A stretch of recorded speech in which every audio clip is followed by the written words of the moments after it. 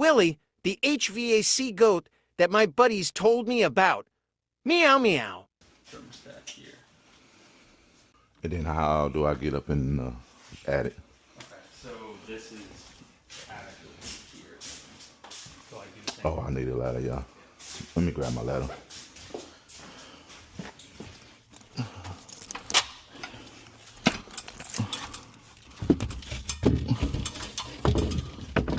Two original upflows. Original systems with the house.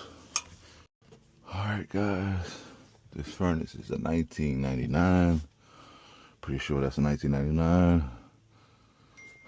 It's not the same coil. The coil is 410A. So somebody must have changed the coil. Get you a magnet meter that has a magnet on it. Makes your life so easier. This is red. And this is C. Red is C, I'm getting 24. So from C to G, I'm not getting anything. You could do this. Between red and green. Nothing's coming on. Orange and black. And then the rest is sitting on the unused wire. So this is a 5 microfarads. And I'm only getting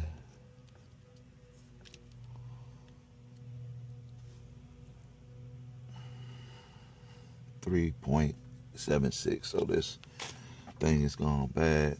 White is common on the blower motor. And then we got the high speed on cool.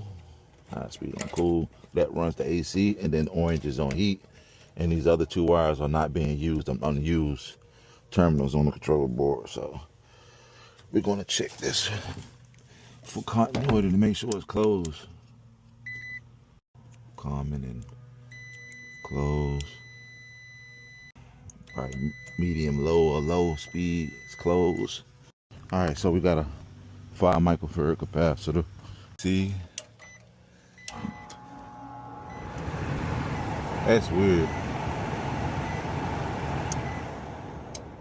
Oh, it's the board. Okay, so the downstairs is all original. Downstairs is all original.